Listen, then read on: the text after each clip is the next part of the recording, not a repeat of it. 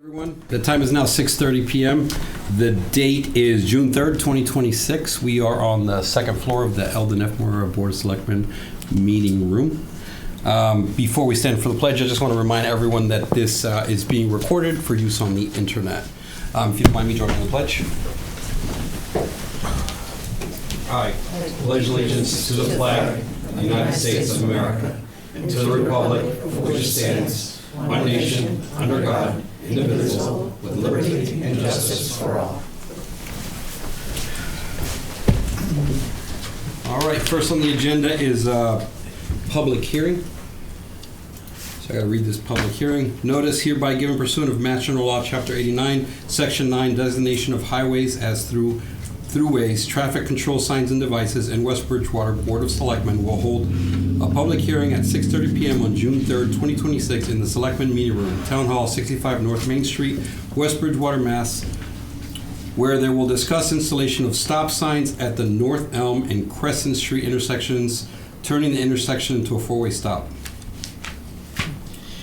So just take a vote to open the hearing, please. A vote to open the hearing.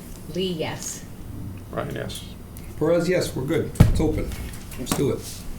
So at a meeting earlier in the year, there was a conversation at that point. You'll recall that we received a grant to put 2 blinking stop signs on Crescent Street as you approach North Elm. And at that point, there was also a conversation, would it make sense to turn that into a full 4-way intersection? Based on the feedback from the board, we followed the process. We have to make proper notification. We posted. Christine also did an additional job, nice job of sending in a personal letter to each abutter in that area, so that way they were aware as well. To my knowledge, we have not received any feedback from anyone, positive or negative. I've spoken to both the fire chief, the police chief, and also DPW director. There are concerns about traffic that builds up on Crescent Street right now. Whether or not that's going to be alleviated, I'm not sure. But exclusive of that, they were all in favor of moving forward if that was the board's desire. I did receive one piece of feedback from one resident right there in the corner, just concerned about North Elm backing up and blocking driveways, things along those lines. Understands that it's, dangerous intersection, so to speak, but concerned about their ability to be able to get in or out of their own driveways. So, Is there any residents here that would like to speak up kind of on? Well, that would be one of my concerns because I am one of the corner houses there. And getting out of my driveway in and out of it as it would back up, especially during morning and evening hours, it could be quite difficult as it is. Understanding that it is a dangerous intersection because people don't turn their directionals on, they don't pay attention to everything, and I sit and hear a lot of horns blowing all day long. So it's a trade-off both ways, but my concern is also getting in and out of my house. I mean, I definitely hear your concerns. We'll address one of them at a time. We'll get to everybody. There's time. I hear your concern, but I do know that on that intersections, particularly, there's a lot of accidents. Mm-hmm. And there is stop signs on there now. And I do understand that this might be a little bit of a pain point. But with, I think, the stop signs, they might start moving some of this traffic onto other roads. It might be a little bit longer at first, but potentially start moving traffic down other roads.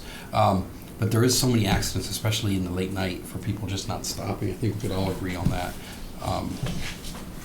yeah, Mr. Chair, I'm not sure I'm in favor of stop signs as much as I am trying to find a way to slow people down on North Elm in that area.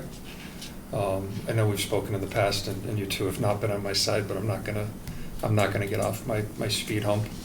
I think if you put a couple outside that intersection to get everybody to slow down to 15, 20 miles an hour as they go through that intersection, that might not avoid an accident entirely, but it might give some people time to react, and it might lessen the severity of some of the issues that we have on that street.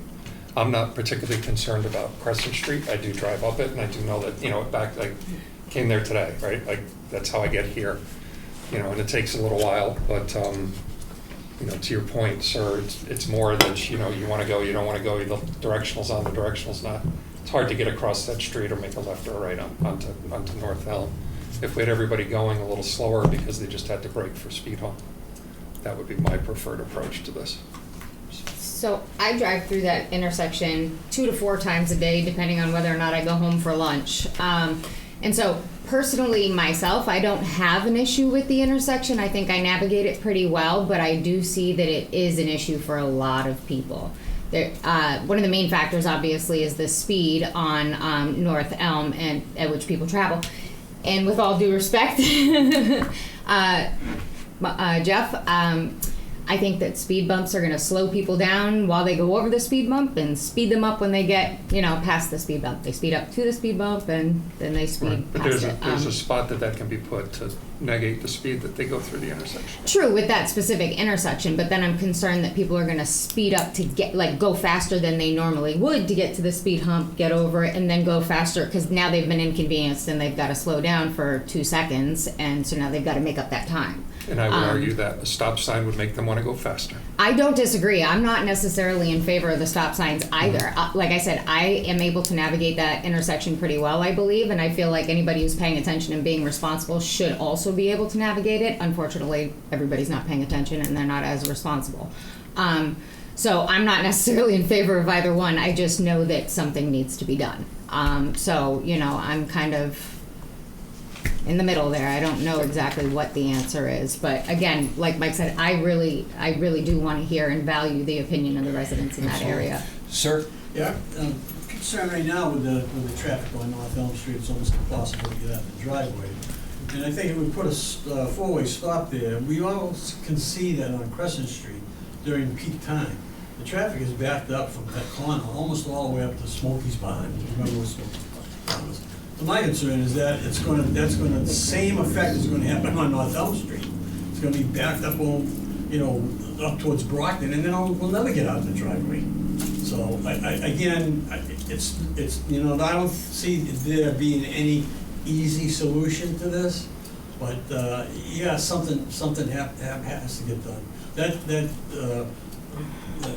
off-centered corner of Crescent Street makes it very, very difficult to see.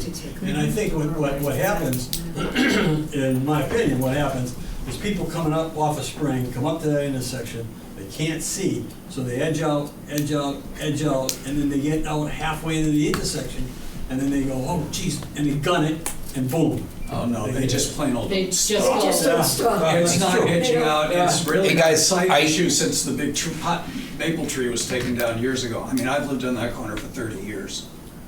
Guys, we're gonna hear everybody. Just let's please be sorry. mindful. I want the conversation. No, you're fine, sir. I want the conversation, but I just want it to be a little bit organized, just so that way we keep it.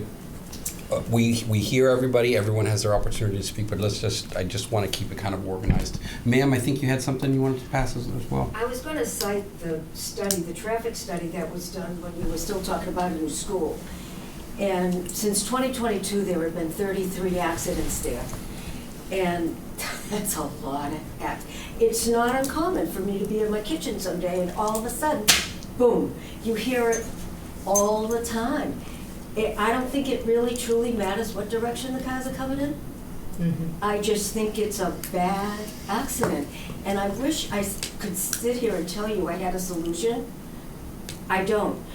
Over 50 years ago, Jeff, we tried to see if we could get the speed limit dropped. We were told it was a state road. We had no say. So, and that's 50 years. We've lived on North Elm for 52 years. It's been getting worse. The police do what they can, but my gosh, they stop somebody almost every day on North Elm Street. What else can they do? Well, and that's really our attempt, right? Our attempt is to do something, to do some mitigation, and what's in our controls. Stop signs are in our controls. Potential speed humps are in our controls. We have police officers, but we just can't leave them there all day, right? We can't leave them there all day. And really, at the end of the day, our attempt is to, safety is our number one concern. And I understand backing out our driveway is important to you as well. But safety is our number one concern. Just a quick question, sir. Were you in favor or not in favor of the stop sign? That's a hard question. I mean, from the management of the traffic at the intersection, the stop sign makes sense. But the other side of it is when you get especially to the peak traffic hours of the day, it's going to be, for us living in that area, it's going to make it impossible getting in and out of our in and out of our homes. And even more so, I mean, I have a circular drive, so it's a little less difficult one way, but for everybody else, it has to be backing out or something. Yeah, I mean, it's, Yeah, but I can only imagine, and I'm sorry to interrupt, but I can only imagine it's difficult to get out there at peak traffic hours anyways, because people are going to be speeding up to just stop. I mean, this is where it's a little tricky, and having this conversation is helpful to, I think, all of us. And I love the fact that you guys are here to like talk about it, because usually we put these public hearings and nobody shows up, so the fact that you're here is huge. So it sounds like you're kind of in favor, but not really like you understand it. I do understand, it's more the heavier, the heavy traffic times of the day that it would probably end up being more difficult. I get it, but we can't take the stop sign out in the middle of the day and put it back. Oh, So. no, I understand that. I just don't know how to alleviate that, because I know. to be truthful, if the intersection wasn't offset, I don't think it would make any difference anyways, because of, you watch the way people go. I mean, it just, the way the traffic has gotten faster and faster on the road. People have become more and more impatient on the roadway. I mean, the horns are constant nowadays. And it's because people don't want to slow down for the intersection. It's like I don't know what else to, I don't know what the better solution would be for it right now. So. I mean, I'm in a world where one of those roads would be kind of residents only one way. But that's not, we have to do things in baby steps, and I'll just flat out say it. Like, I love to see the portion of it heading out towards the main road there being a one way in the future, but there's things we have to do before looking at those things. Would that help? Probably, because now it's not going to stop, it's going to keep cars off of going out that way. But that's not only on me to decide. Well, Ma'am? you know, to your point, because people aren't patient, if you're trying to get into your driveway, because we don't have any curbs, there's nothing to keep the cars go way up on the lawn almost. They come up onto the sidewalk. My daughter almost got hit many years ago because of that. I've been hit twice trying to, just driving on my own street. So I agree, there's no real good solution here, but I don't know what preventative things you can do to make it better. Sir, in the back, and then, ma'am, I'll go to you after. Yeah, good evening. I can empathize with the people on North Elm Street who have concerns about getting out of their driveway, but I live one house from the intersection of Crescent and North Elm. I've been there for 46 years. In that time, there have been hundreds of accidents. I'm sure public safety has given you all the statistics you need with the number of responses that they make there in the course of a year. My kids grew up with the premise that when you hear the crash, look out the window, try to get an idea of what you see, call 911, and then take the first aid bag and go see if you can help. In 1980, there were 2 lights on Route 106 from Life Care to the center of town. They were at Hockomock in the center. Now there are 7 in that short distance. Crescent Street was a cut-through in 1980 when we moved in. It is now a cut-through, and it will always be a cut-through. You're never going to change the traffic on 106. As 106 is slowed to a crawl/stop, additional traffic shifts to Crescent. Lincoln, Pleasant, South Elm, and River are now also experiencing that I gotta get off of this road. I used to get off at 106 on 24 in West Bridgewater.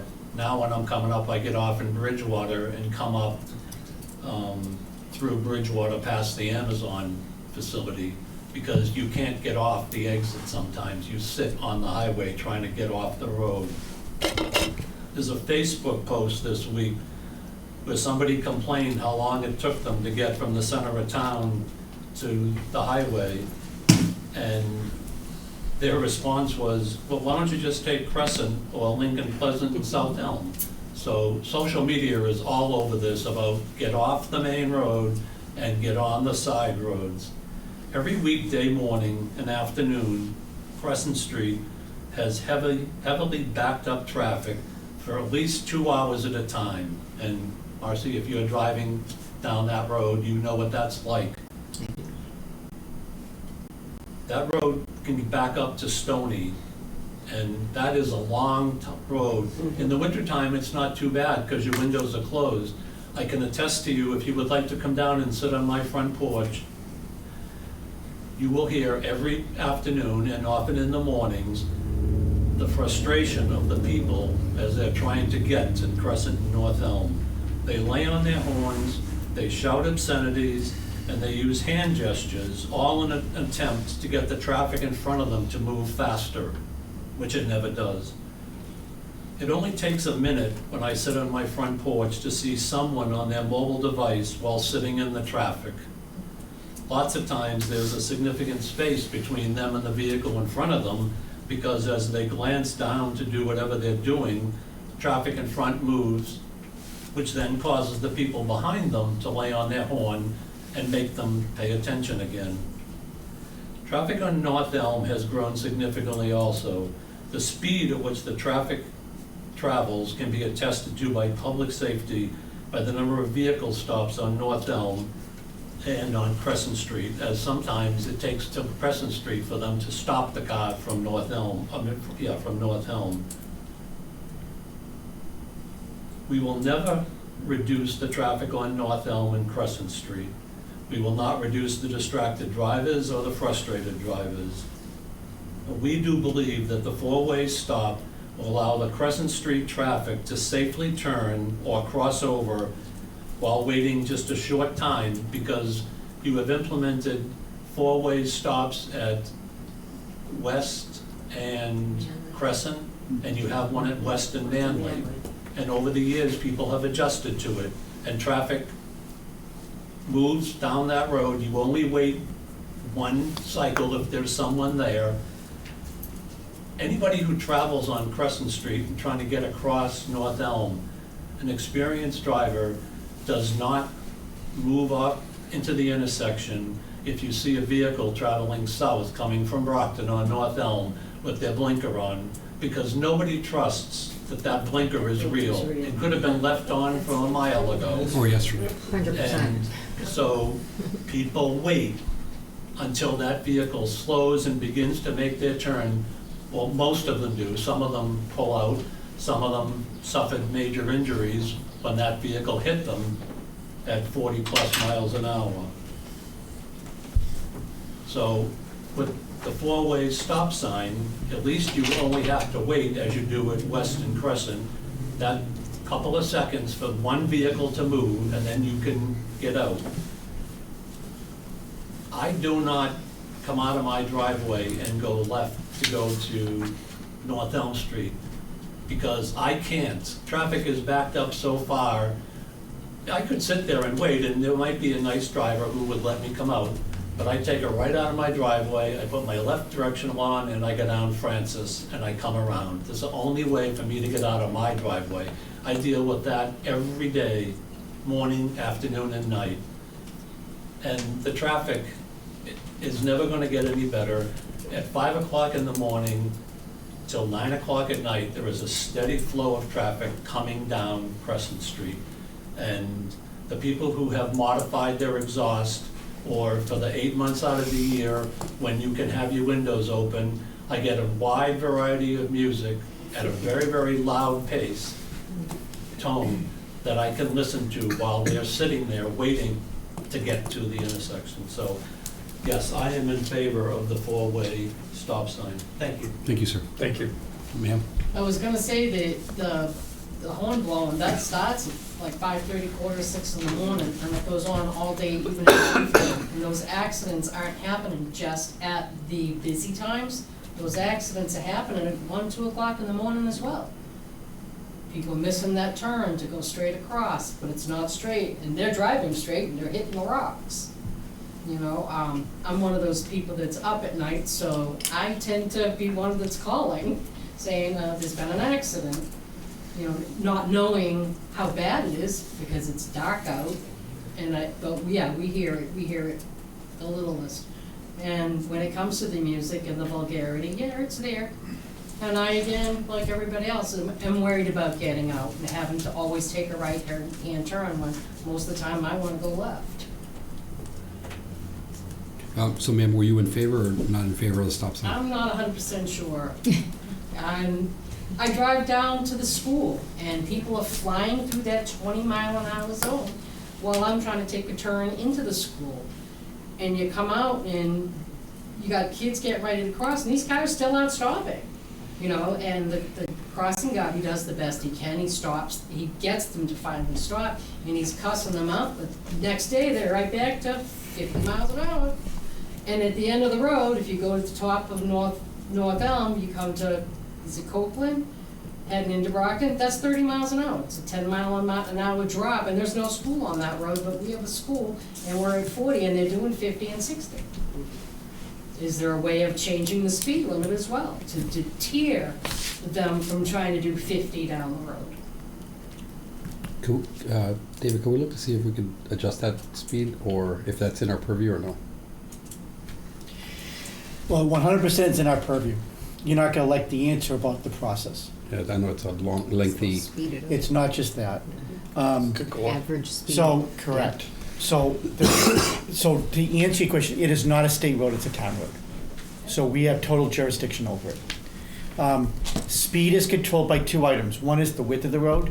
As you get into Brockton, you know it narrows. So it's one reason, because it's more of a thickly settled area by definition.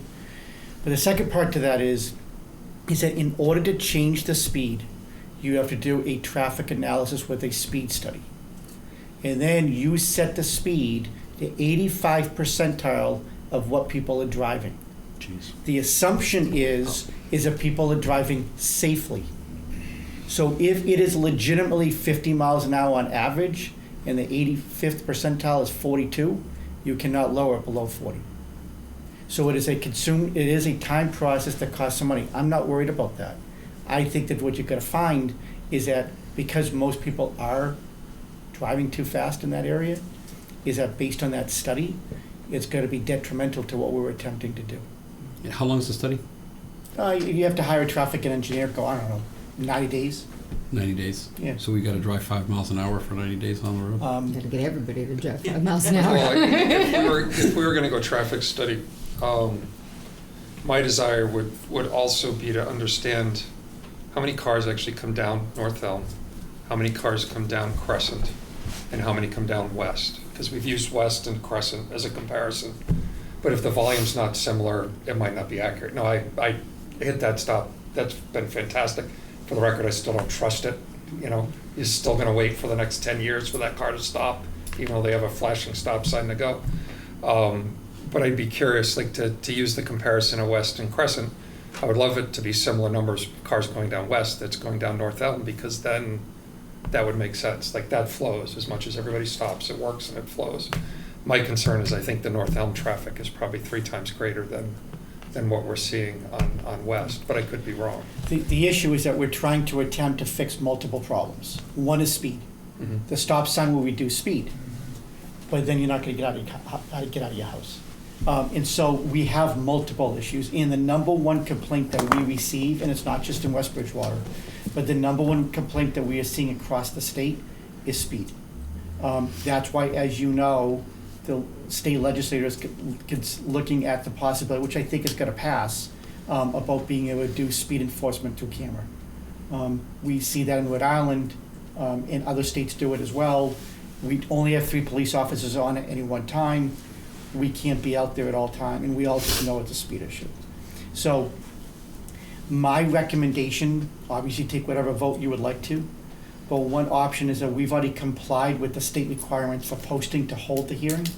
I think you received some good feedback, so you can vote this evening however you would like to. You could also table it and continue to weigh your options or interact with residents or whatever, and then we can always come back at a later time and vote at that point as well. Just letting you know that's an option, that you don't have to make that decision tonight. But unfortunately, I do think that no matter what we do, and we've heard it tonight, is that a possible solution will have a negative impact somewhere else, because there is no good answer.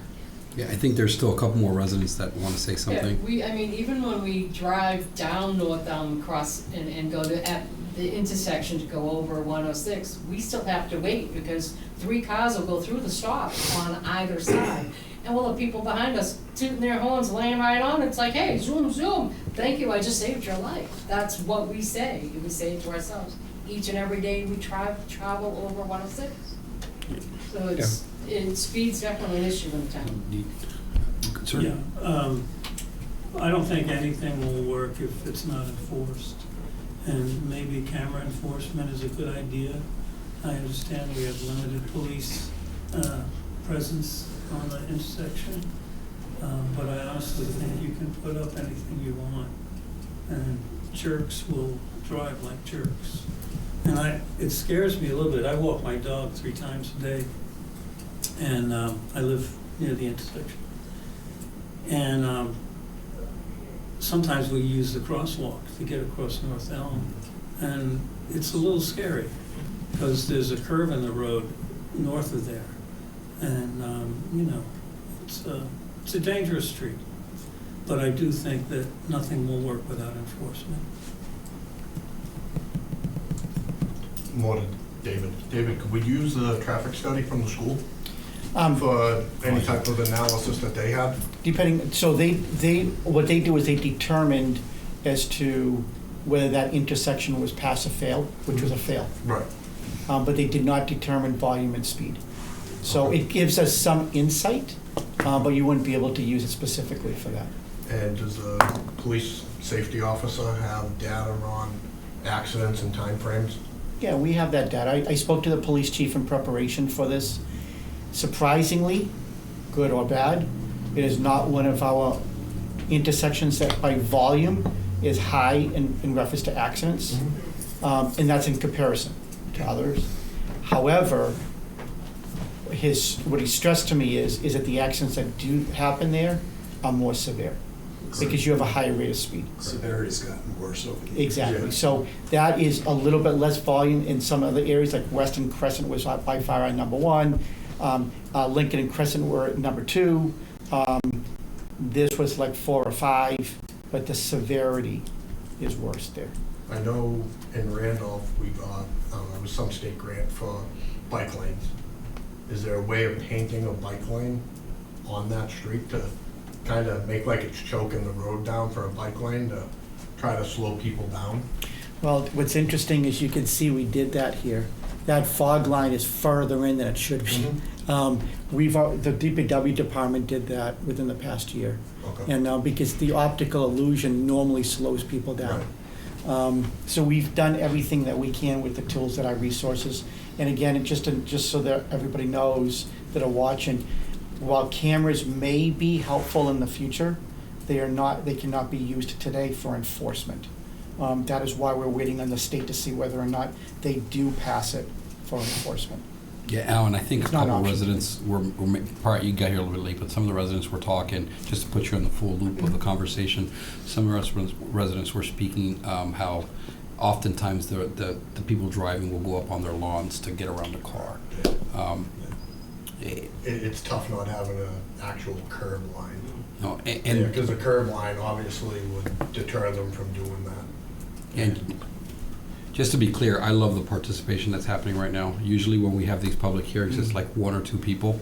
And I love the fact that everyone's here having a conversation about this because that's telling me it's important and to me it's great. You know what I mean? So thank you for coming. Did anybody else have anything they wanted to say?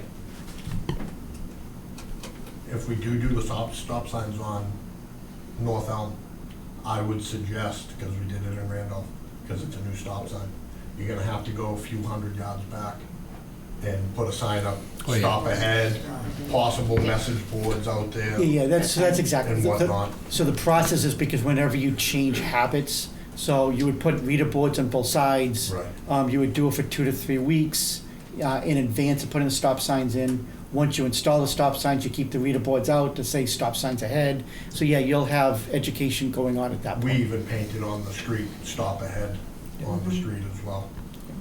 So we would definitely go through that process. I'm all in Discussion. favor of it. Discussion I would with like the data board. before I know that we have police data and we understand that the accidents are severe. for that reason along, we should move this along as quickly as we can, but I still want to know how many cars drive down that road between, meaning North Elm, between 3 and 6. Right, I want to try to understand what the impact is to all of you. Is the backup going to be 10 cars, 20 cars, 30 cars? And I'd like to, there's some traffic engineer out there that can provide us that type of information before we put stop signs in and kind of have to take them back out or come up with a different plan, or while the camera might be the ideal plan, that's probably a ways away.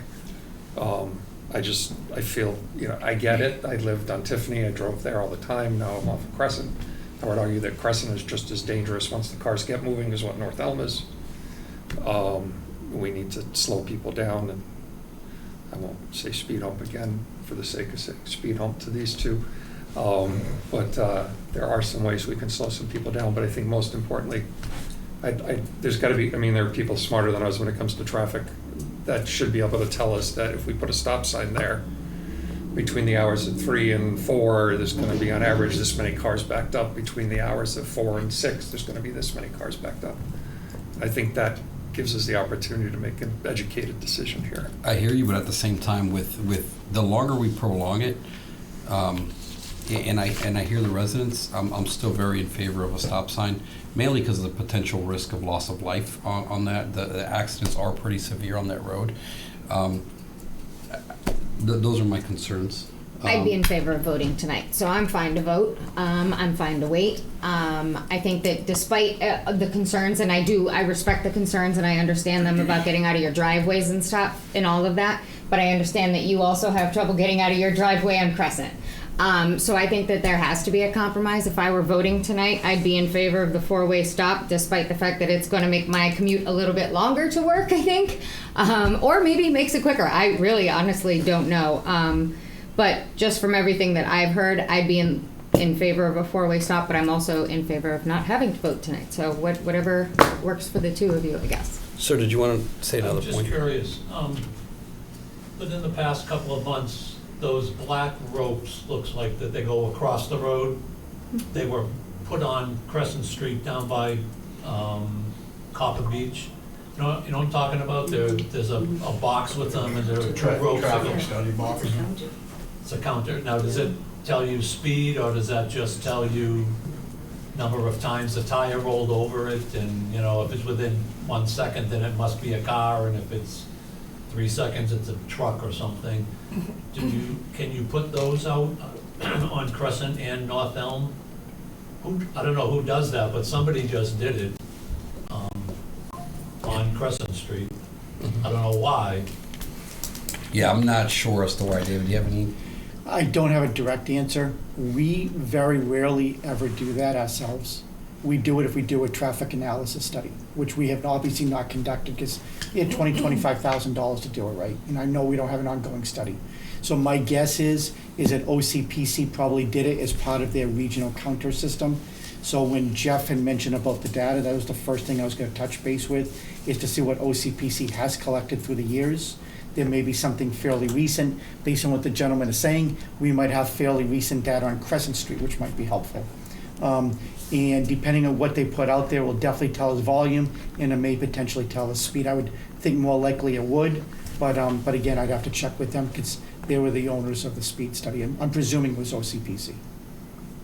I don't remember hearing being talked to, and I've been in the meetings. I mean, they do dozens per year throughout the entire region. So if I were to venture a hypothetical safe guess, that's who did it. I'm so sorry. We're saying OCPC to them, and I'm thinking OCPC is Old Colony Regional Planning Council, which handles basically the upper Plymouth County area, but it's 27 communities or so that all do regional planning, and in order to do that, you have to collect data throughout that time period.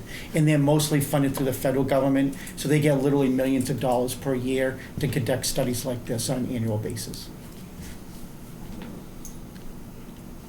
David, if we were to do these stop signs and it makes the problems worse, reverse engineered process to remove them, or once they're in, they're in? Same process we did You would take a vote that you would like to entertain the possibility of removing them. We would post in the newspaper as we did. We would make the appropriate butters notifications, and then you would have a hearing.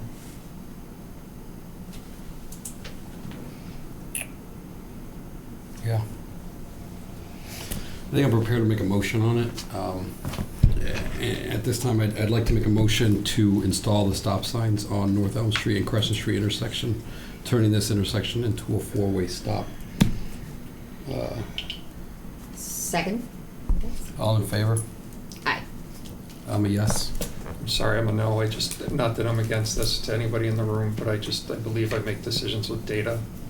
I understand your concern for safety, but it's been this way for years. And heaven forbid something happened, but I didn't think another 3 months would be catastrophic to this cause. So I'm not against doing something there, but I think this is sort of a willy-nilly versus hard data. I'm a numbers person, so. We've installed other stop signs in town without the data, so. That's fine. Just expressing my opinion, Mike. All right, at this time, I'll entertain a motion to close the public hearing. Second. Make a motion? All in favor? Are we making it, favoring it? I don't know. No, we did. We just voted, did we Good. not? Okay. Thank you.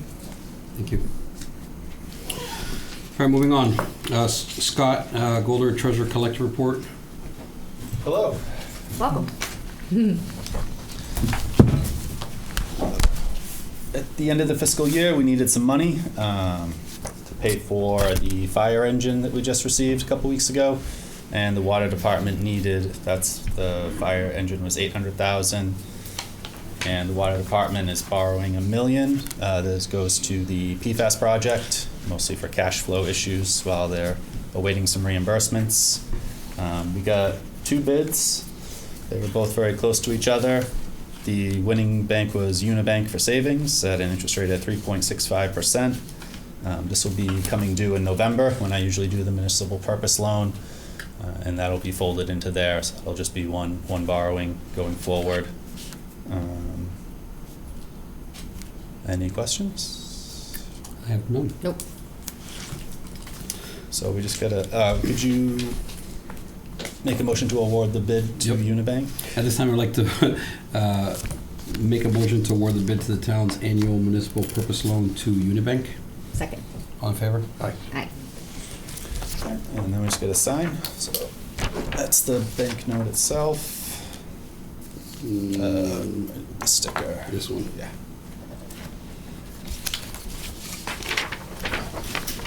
It's the town clerk certificate. Same spot. Yep.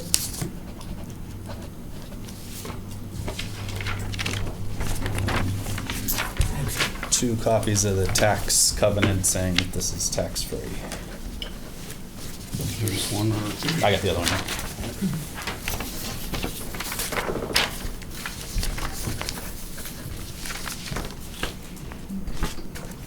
Get one pen. Okay.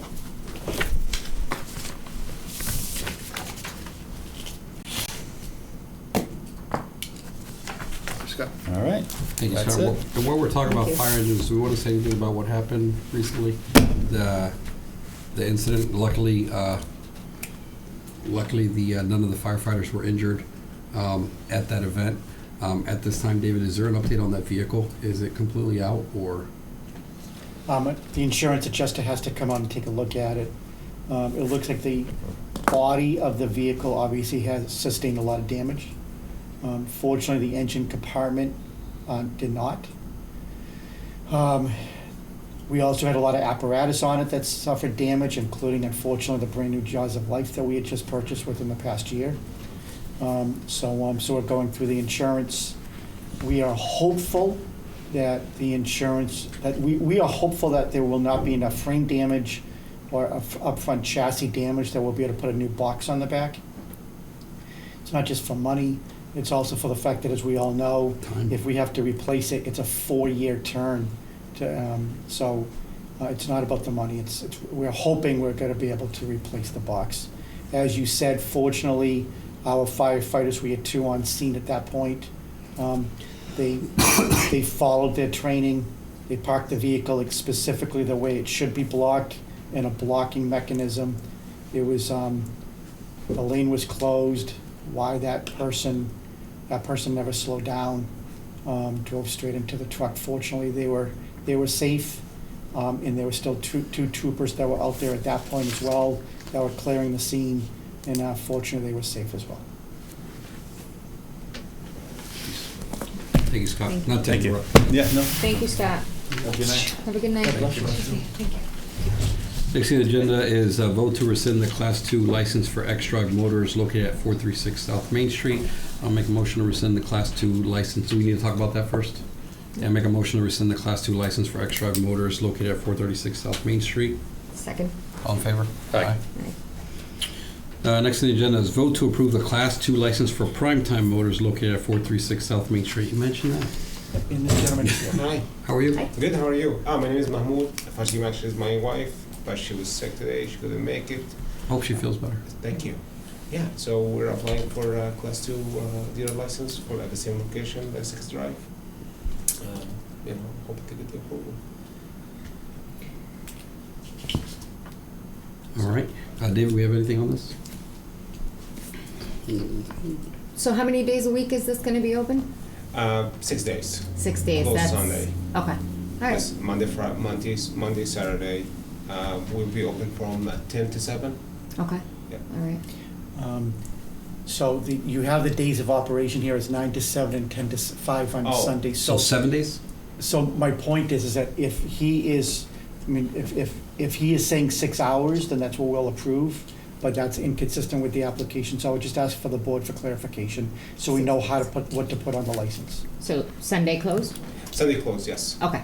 Okay, so we can. Well, all right. the Sunday will be with the appointment. Would that be okay, or can we apply? Well, what's your application? What do you want the application to Well, say? we can keep it for Sunday, and I guess the appointment would be on our website to tell people like whether we open or not.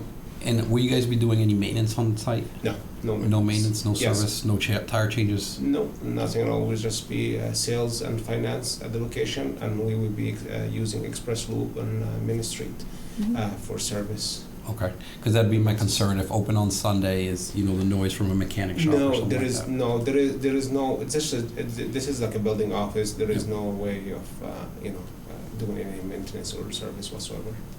But if you want to leave this on here for Sunday, just so we're clear, your appointments would need to be between 10 a.m. and 5 p.m. Correct. Yes. Okay.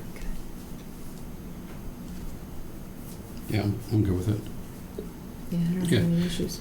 Yeah, I make a motion to approve the Class 2 license for Primetime Motors located at 436 South Main Street, barring any final inspections. Second? All in favor? Aye.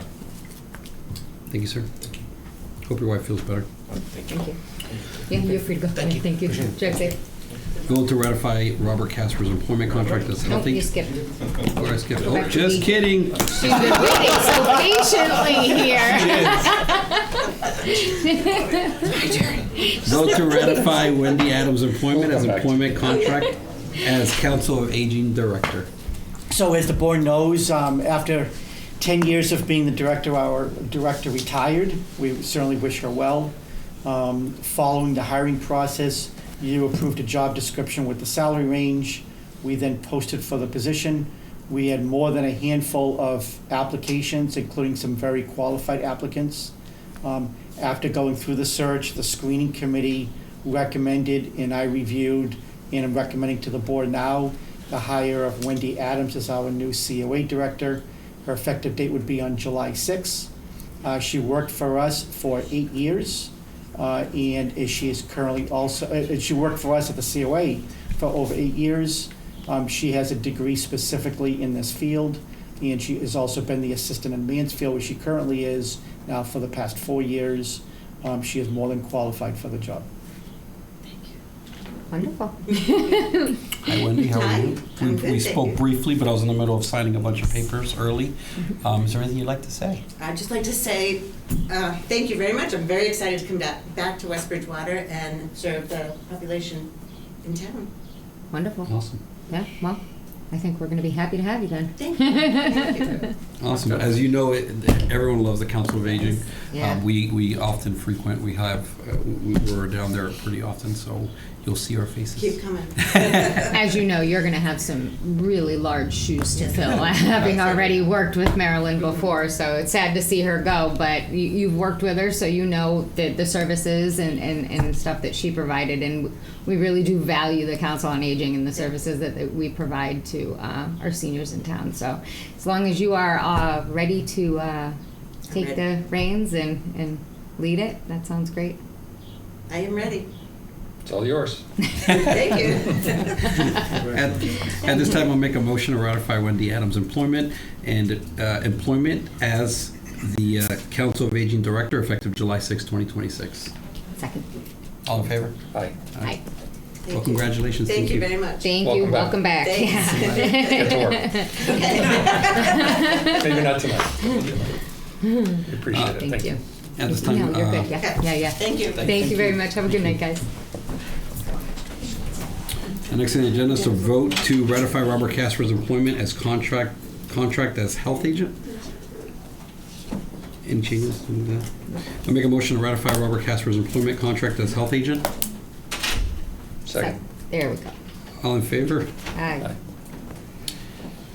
Next on the agenda is vote to ratify Daniela Nielsen's employment contract as principal assessor. Second. Make a motion to ratify Daniela Nielsen's employment contract as principal assessor. You already Second. seconded it? All in favor? Aye. All right. Vote to ratify, make a motion to ratify Carrie Buckley's employment contract office manager for water department. Need a Second. All in favor? Aye.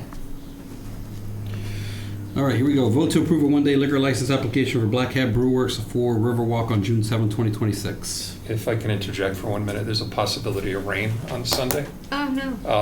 And they've posted that they'll make a decision on Friday as to what to do, but maybe we add to this or the rain date, which according to the sign, beautiful sign out front, says the 14th, so. Nice. But maybe we should just indicate or rain date in case it's been raining on the weekends, unfortunately. Yep. So just add that rain date to it. Yep, I think that's great. Fantastic. All right, I make a motion to approve the one-day liquor license application for Black Hat Brew Works for Riverwalk on June 7, 2026 or June 14, 2026. Thank you, Jeff. Or whatever date they choose. Second. All in favor? Aye. Aye. Is there a rain date for the September 13th, or that's too far down the line? Hopefully it stops by then. Next on the agenda is vote to approve a one-day entertainment license for the Lions Club Fall Harvest Fest, September 13, 2026. And we'll be waiving the fees for that, right? Second. We'll discuss it. We're going to waive the fees. All right. So at this time, we'll make a motion to approve the one-day entertainment license for the Lions Club Fall Harvest Fest, September 13, 2026, as well as waiving the fees. Second. All in favor? Aye. Aye. J, special permit, site plan review, planning board, 745 North Main Street, used car dealership. So as you know, the process here is that whenever there's a special permit or a site plan review, it provides an opportunity for the Board of Selectmen and other boards and committees to weigh in. This had been a used car dealership in the past. It's similar hours. It's Monday through Friday and a couple of hours on Saturday. There would be no repair on site. Again, it'll go before the planning board, but it's zoned appropriately. I don't have anything. Yeah, you're not looking for a vote, you're just looking for... I don't have any If comments. any comments that you may have, if Nope. none, then we'll capture that and pass it along. Do they have the hours? They do. Hours are Monday through Friday, 8 to 6, and Saturday, 8 to 2. That's not bad. I'm not sure where in the packet it is, but... I don't have any comments, you? No, sir. Oh, yes, I'm No, so sorry, number fifth 2. time. Yep, you're right. Number 2 up top, 8 to 6, and then 8 to 2. I don't have any comments. Nope. Marcy, Jeff? No, I mean, it's small parking, you know. Yep. You just gotta adhere to the lots, but the planning board will take care of it. Or maybe they'll take care of it. Yep. Yep. All right. Moving along. All right, next on the agenda, special permit site plan ZBA 347 East Street, auto recovery. So as we know, this used to be a residential home. It was, it is in the business zone. It was torn down. There was a tree service that went in there for a very short period of time. That has vacated the lot. The lot is empty. And auto recovery area is looking now to, for a special permit site plan review that would go through the zoning board of appeals. One item of note is that they are looking to be open 8 to 5 Monday through Friday. My only heartburn on that, I don't like it. I don't, again, it's, whatever your comments are and whatever the ZBA wants to do. In this case, there is no repair. They're not selling cars, they're just storing vehicles. They're looking to be able to store 35. In my personal opinion, I think that's way too many. I don't want it to become an eyesore on our main road. And the second item to that is that I don't like the fact that if somebody gets towed on a Friday night, they have to wait till Monday to pick up the car. I just don't think that's fair, because all they're gonna do is pick up more rent in the meantime, and again, I don't think that's fair to the person that was towed. So, again, just that's my personal opinion. Other than that, whether I like it or not, it's zoned for it. It's unfortunate. I don't know enough about vehicles that were recovered, but I just feel as though there's a lot of energy that with people wanting to get their vehicles back. And my concern is where that is. It's very close to residential homes. And my concern that there could potentially be some negative energy there, if you will, for people wanting to get their... It's repo, right? Yes, so it's repo. going to be negative energy. And the other thing Yeah. is their hours are here. That doesn't mean when somebody's going to show up to try to get their car back. And exactly. Or when and they're going to 35. recover a car and bring it in. Right. But the current space is there, under the current use, what is it, I think it says 17 total parking spaces available on property, but they want to put in 35 cars? I think Or you have, go am I, get into like the 60s on that. It's a big lot. yeah, It's a big lot. I know, but 35 cars seems like a lot of cars on that spot, on that It's space. gonna look like a That's junkyard. not that that's not a large, I don't think it's a large enough space for that many vehicles to be there. Those guys packed them in tight. Yeah, they pack them in tight. Yeah, It's going to and- look like a junkyard. I think Exactly. this is going to run a hell of a lot more hours than what it's supposed to. To your Yeah. point, I think it's going to be detrimental to the neighbors. Yeah, I don't think it's it's the going right to have a place. very negative impact on the two houses that are right there. My recommendation would be flat out no for this. I don't disagree at all. I completely agree, honestly. I think that it would be an eyesore. I don't think that it's going to bring the best energy, as Mike's saying, to the area. I don't think the space is large enough for the capacity that they're planning for. I'm a no. I don't like it. Yeah, you guys are just looking for feedback, right? We Yeah. are, but I just don't see how they're going to bring a car in.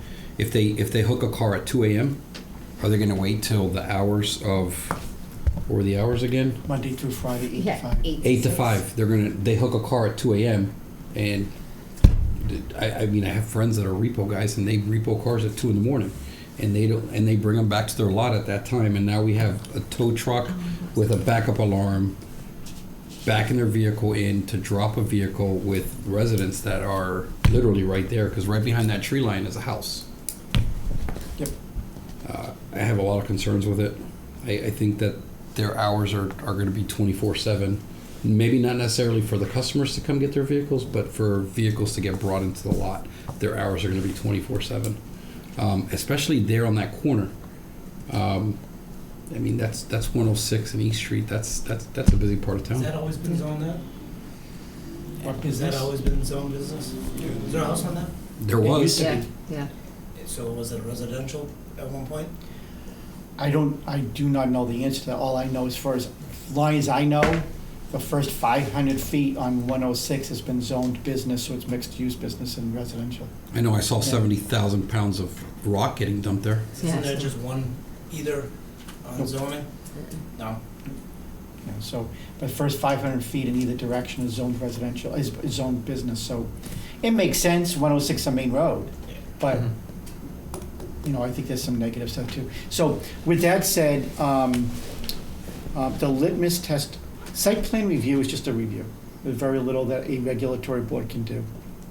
Special permit does require, basically, the very definition of a special permit is to provide permission. So, If you want to take a vote that you are against this project, the zoning board of appeals by law can determine, if they so choose, that it is detrimental to the neighborhood. And if they determine it's detrimental to the neighborhood, they have a legal right to state no and reject the application. It would only be on those grounds, or really chiefly on those grounds. So with that said, if I'm hearing the will of the board, I think what I would do is that I would say that you are against the project because you believe that it would be detrimental to the neighborhood. Yeah. You want to make a motion? Sure. Make a motion that to deny this project, the site plan, the special permit site plan review for ZBA 347 East Street Auto Recovery due to it being detrimental to the residents. Yep. Second. All in favor? Yep. Yes. Aye. And Jeff, sorry, you're right. I was looking at the wrong one. It said 17. I'm like, oh, there's so many. They all look alike. Yeah. They're all in a row. Exactly. And then if you would please pass along our kind words. Sure. Thank you.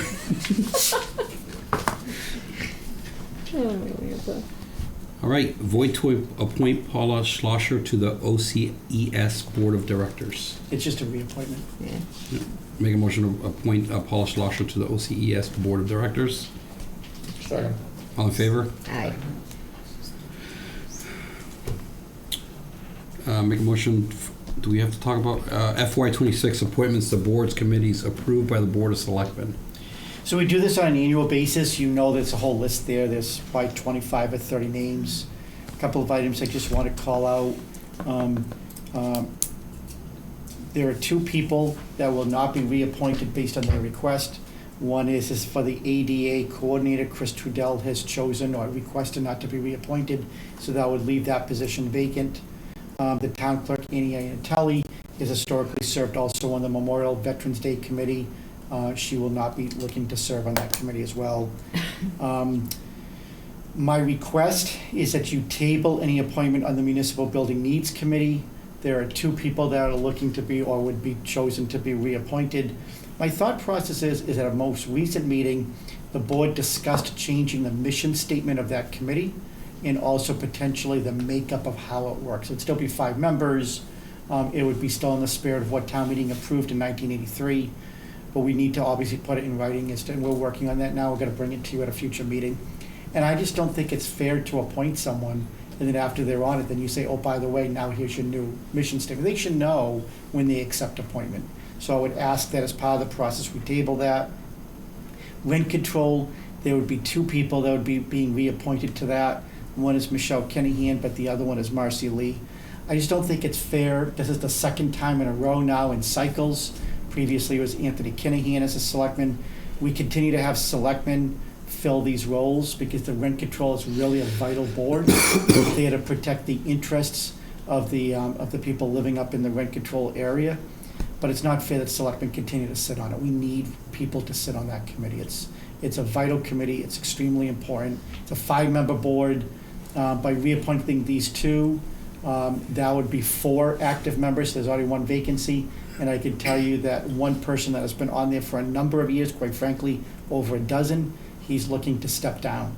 So we really desperately, I'm saying it on camera, that if you have any interest in serving and helping out, it's a really good committee. It would be really nice. And then the last is that in speaking to Jason Ross would be looking not to be reappointed on the Cable Advisory Committee. So he is on this list. We didn't get that feedback until after the list was put together.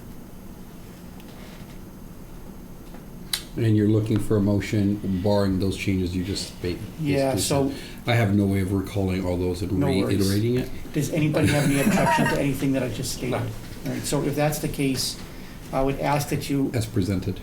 well, that you vote to approve the actually it should be FY27 appointments as presented, excluding Jason Ross on the Cable Committee and tabling any appointment to the Municipal Building Needs Committee. Annie and Chris weren't on there. They were not on there. Okay. So those are the only 2 adjustments. There's a reference to cable and municipal building needs. Make a motion to appoint the FY 2027 appointments on the boards with the exception of Jason Ross on the Cable Committee in tabling a In decision. tabling the municipal building needs committee vote at this time. Second. In favor? Aye. Aye. We got through that one somehow. Discussion possible vote of the transfer station sticker. Can't get out of being on the conservation. You were never getting out of that. No, you're stuck. You're on there for life, sir. Yeah, no, yeah. It's the only lifetime appointment we have, and it's you. Welcome. Would you like to speak on it?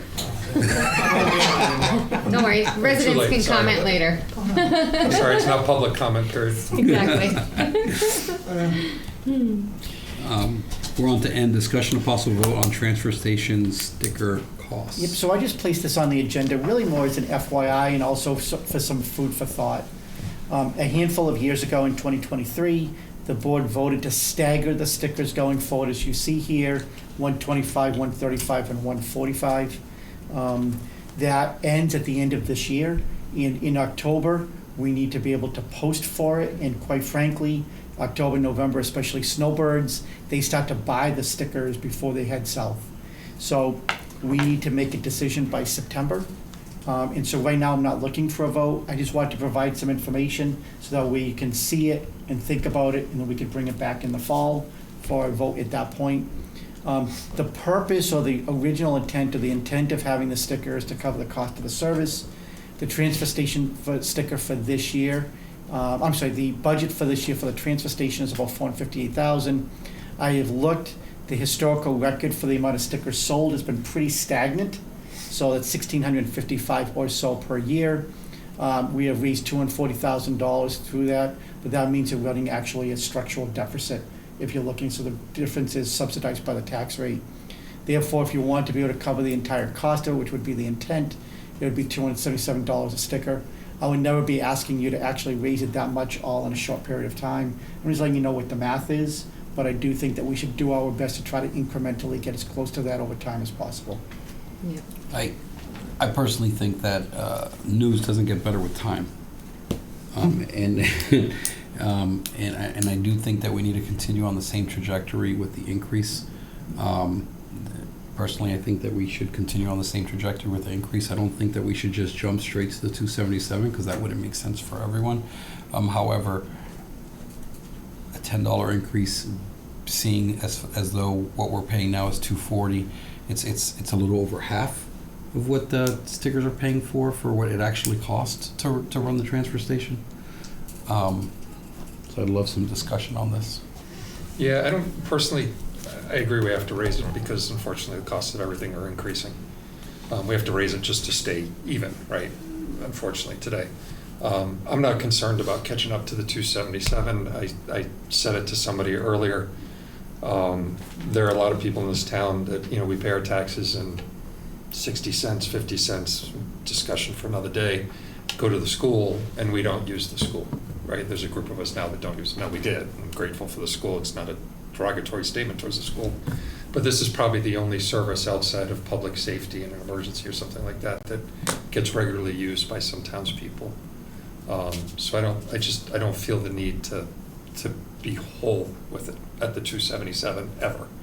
But we did just make a significant investment there, not that the town didn't pay for that and the taxpayer didn't pay for that.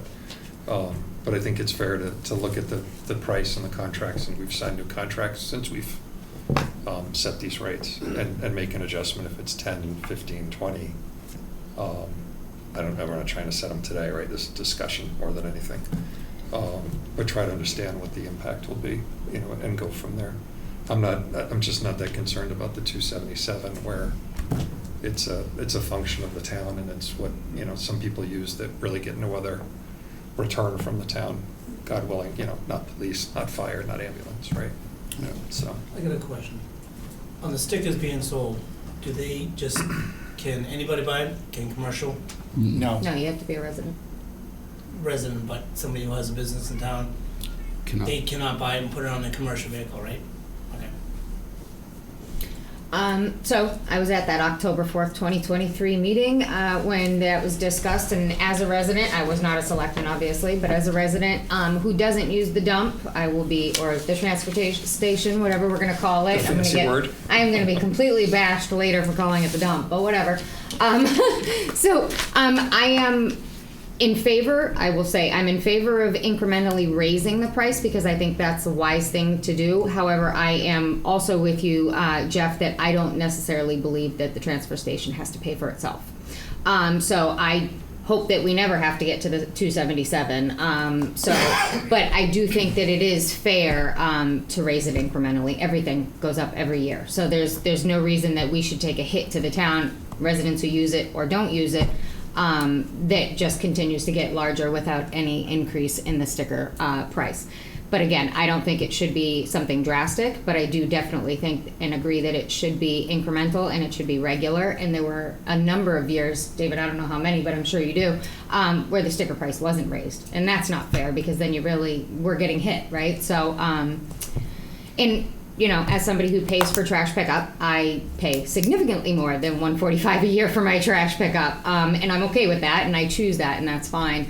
But it does cost money to get rid of your trash. So I think that everybody should pay, you know, maybe just a little bit more every year, like we all do for everything.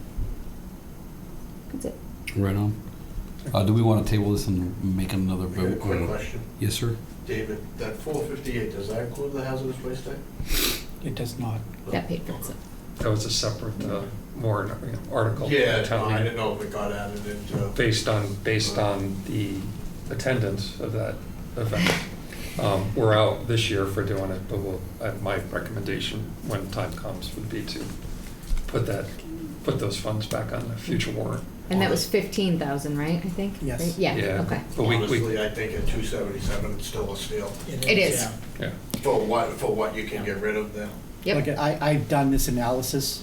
To Marcy's point earlier, I brought this to the board well over a decade ago. The sticker was $65 for decades. It then went from 65 to 85 for about 15 years with no adjustment. I think that was unfair because had we made just small adjustments at that point, we wouldn't be where we are today. I understand what the board's thoughts were at that time, obviously. But with that said, as Al said, I have done this research. Easton just went to 450. I'm sorry, Plainville just went to 450. Easton is over 500. Most of the municipalities are well in excess of this.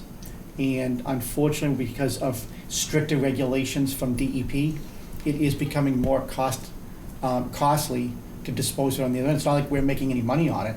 We just, $458,000 only covers the labor of one person, and almost all of it is because that's what it costs at the refuse center when you dispose of it. So, again, we don't need a vote tonight. If you want to vote on it tonight, you're more than welcome to. I'm just letting you know, I'm giving you the information, so in a couple of months, you'll have seen it, and you'll have the information to make a decision at that point, unless you want to make a vote. I work for Waste Management, and I know the town that I pick up in Whitman is way over $300, so Yeah. it's a steal. So 277 actually doesn't sound so bad right now. No, it isn't bad, Yeah. it isn't bad at all. People Yeah. will complain, but I understand, so. Mhm. Quick question. We got the leaf and grass drop off there. Has any consideration been given to possibly selling like a contractor pass for the landscapers that are in town, that they could dump their We would be grass and- overwhelmed. Grass and leaves there? We would be overwhelmed Yeah. with the amount of leaves and trash, and they drop stumps, because I see it at Bridgewater Farm. The amount of things that would get dropped in there, bottles, everything that they find would get thrown there, and I think it would, I love where your energy is, because that's bringing some revenue in. Right. However, I just think that we would be overwhelmed with the amount of junk that gets thrown there and the amount of grass, because they do a lot. I know they drop a lot of stuff in recycled deli down in cranberry bogs and everything like that, they recycle, and there's Down a in ton Dartmouth. of waste. One- Ton of waste.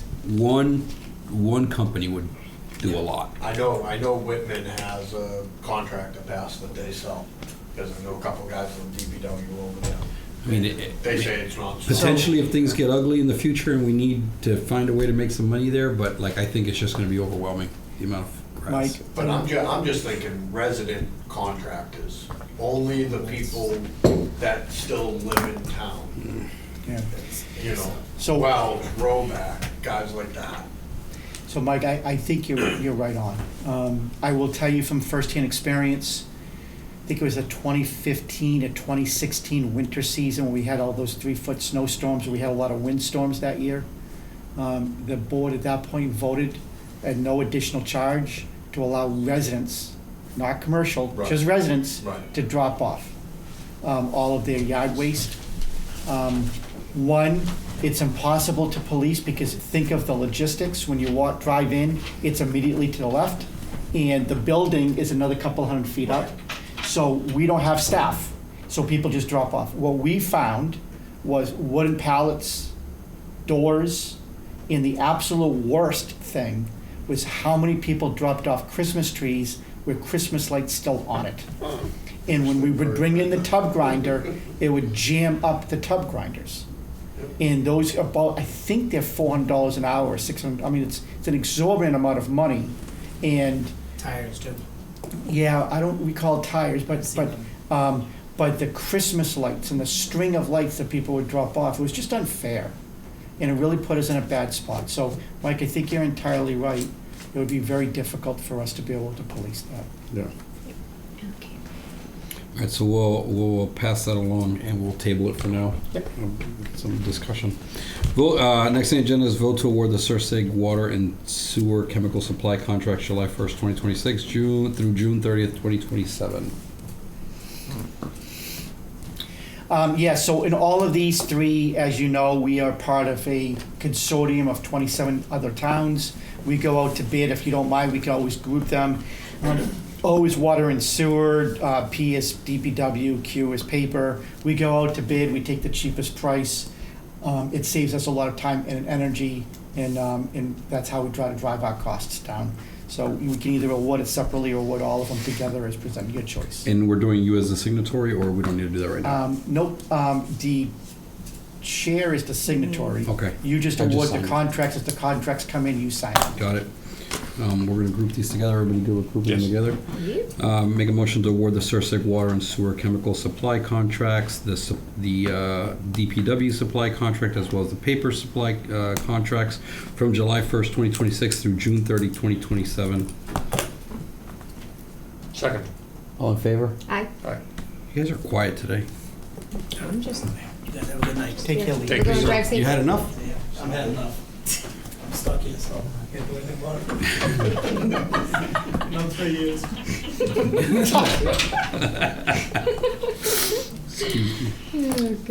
Make a motion to approve the meeting minutes from April 22nd, 2026. Second. All in favor? Make a motion to accept the meeting minutes of May 6th, 2026 for review. Second. All in favor? Yes. Communications and reports from boards, commissions, and town officials. So in this case here, we have a request from Michael Crawford to be placed on the Cable Advisory Committee. I didn't put it in the original packet of appointments because I wanted you to see that it was different. The other ones were all reappointments. What is nice is that because Jason Ross is no longer going to be appointed, this can fill into that spot, so at least that seat itself would be filled. No, it Great. looks good. Looks like you had a lot of qualifications, so. Mm-hmm. Make a motion to appoint Michael Crawford to the Cable Advisory Committee. Second. All in favor? Aye.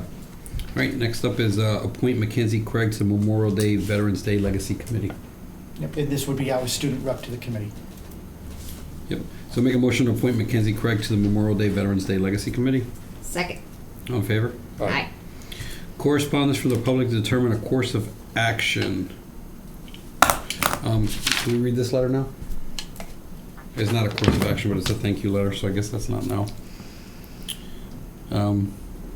Your choice. Yeah, we're gonna. Your choice. We just got a letter from from David Farrell, the veterans agent, thanking us for the Memorial Day, being at the Memorial Day event and speaking. I had to be the MC, but I'm also on that committee, so it's all good. All right. Public comment period. Al. Perfect. But note that in the calendar. Right? Town administrator report. We got enough tonight. I think so too. No. So thank you. So, there's our Fourth Amendment. You're already familiar with this. I will tell you, I'm a little bit frustrated with it. This was negotiated between the attorneys while I was away 2 weeks ago. They settled on June 15th. I have no doubt that we're not going to make that date, and you'll be looking at a Fifth Amendment, but it had already been settled. The other side had already signed it. But at the end of the day, as you know, this is just to extend, and to eventually do the swap agreement. So I'll just ask you to vote and sign it, and unfortunately, probably see you in the future with a fifth one. Are you looking for a vote? Yes. Swap agreement for the Fourth Amendment Lincoln Street project. Please. As presented. Second. All in favor? Aye. Aye. Every year we have non-union, non-contractual compensation. It gets approved by this board as part of the budget process and then approved at town meeting as part of the budgets. So again, I just sign it. I just let you know on an annual basis so that way you know. OCPC, again, referred to them earlier as our Old Colony Planning Council, our regional planning agency. They requested signatories from all of us at our respective municipalities to apply for a federal grant to potentially look at a Safe Streets and Roads program. So I signed it. We'll see as to whether or not the grant gets secured.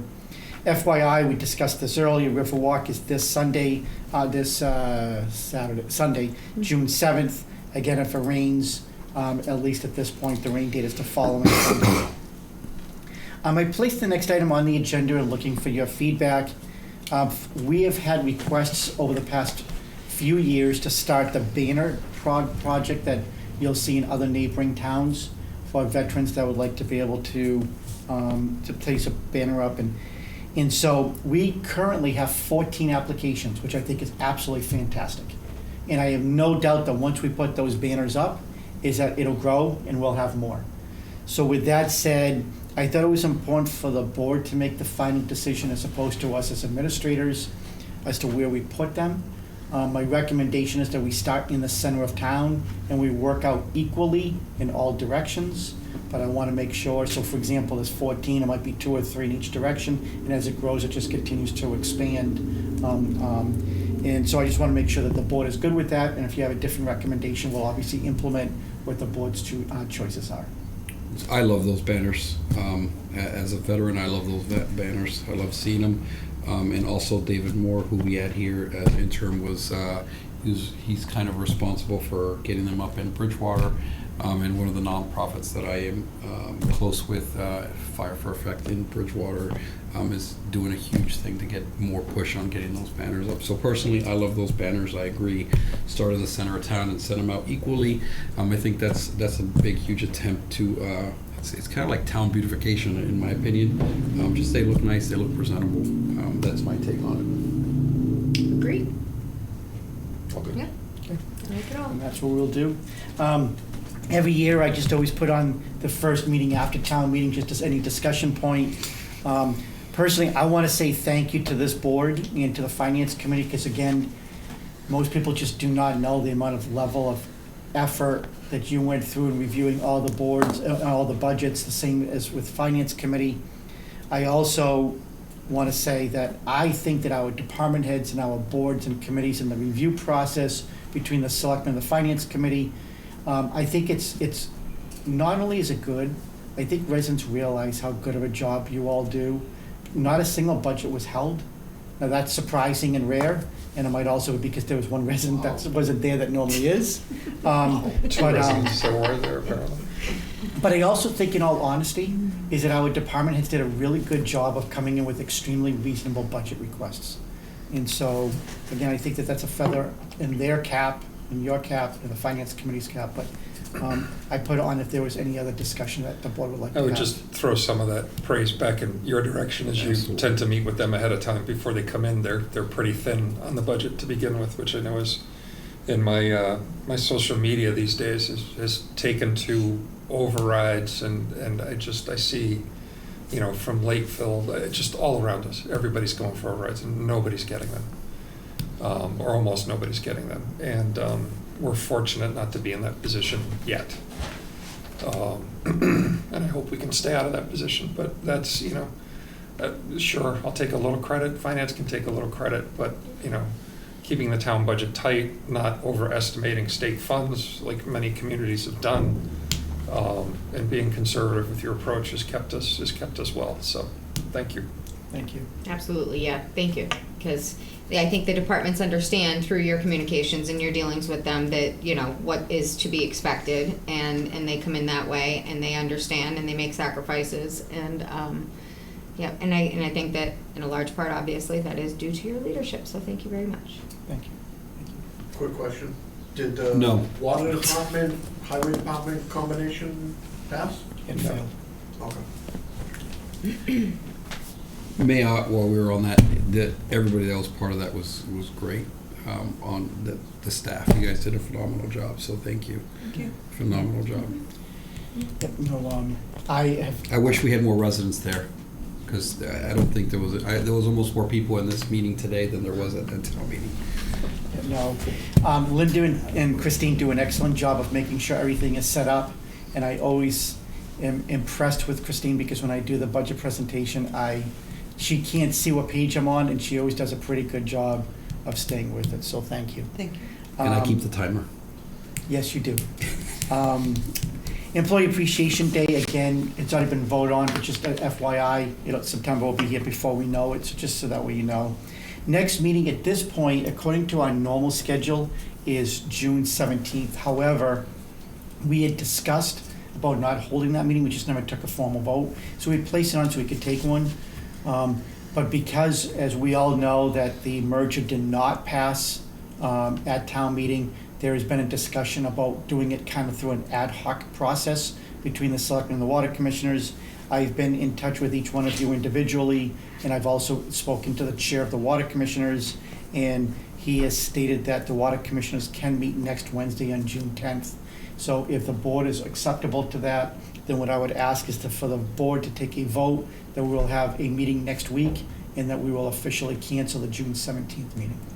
I make a motion to move the June 17th meeting to June 10th, 2026, and have a joint meeting with the Water Department. I need a second. Second. All in favor? Hi. I'm gonna move my haircut, like. I gotta move a lot of things, but I'll be there. It's important. Anything else? All right. At this time, I would entertain a motion to enter an executive session, not to return to open session, to discuss strategy with respect to litigation, specifically a workers' comp claim filed by Linda McAuliffe against the town of West Bridgewater, since in my opinion as chair, strategizing in open session would have a detrimental effect on the bargaining position of the town. This requires a roll call vote. Lee, yes? Brian, yes. Perez, yes. Thank you all for coming. Thank you for your opinions and being here to express them. Greatly appreciate it. Thank you very much. Get home safe, thank you.